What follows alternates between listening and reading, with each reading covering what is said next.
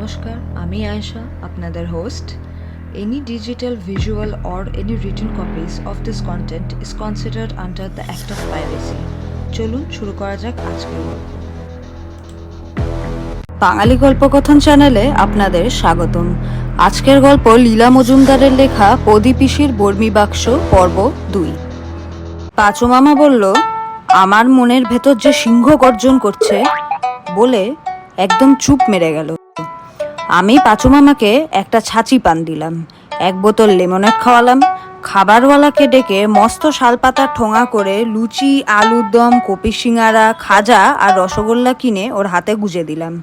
বললাম, ও পাঁচু মামা, পদী-পিসির বর্মি বাক্সটা কোথায় আছে?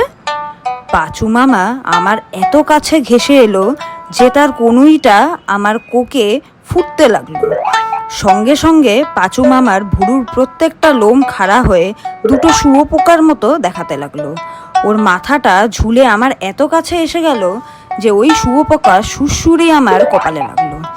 পাঁচু মামা নিচু গলায় বলতে লাগলো, আর আমি তাই শুনতে শুনতে টের পেলাম চিমড়ে ভদ্রলোক কখন জানি ওর নিজের বেঞ্চি ছেড়ে পাঁচু মামার ও পাশে ঘেঁষে হা করে কথা শুনছেন।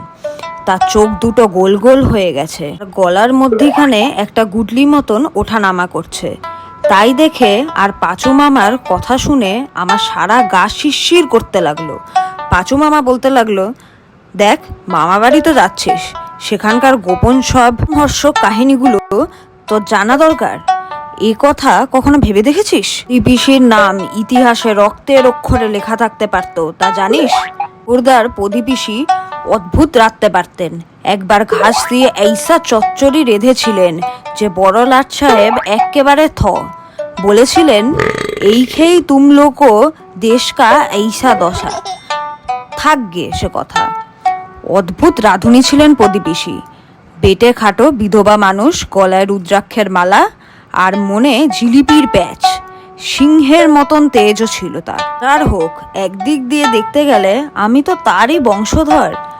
বুঝলি, এই পদী-পিসি গরুর গাড়ি চড়ে মাঘী পূর্ণিমার রাতে আলাপোষ গায়ে নিমাই খুড়োর বাড়ি চলেছেন 32 বিঘা শালবনের মধ্যে দিয়ে যাচ্ছেন, আর মনে মনে ভাবছেন, নিমাই খুড়োর ব্যাপারটা বেশ অদ্ভুত।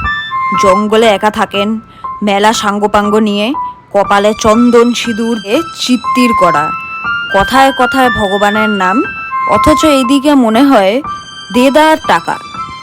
দান টানও করেন। জিজ্ঞেস করলে বলেন সবই ভগবানের দয়া। তো লোক থাকতে ভগবান যে কেন ওকেই দয়া করতে যাবেন সেও একটা কথা। আজকের মতো গল্পের গাড়ি এখানেই থামলো। Please do not forget to like, share and subscribe Bangali Golpokothon channel for part 3 of the story. Thanks for tuning in.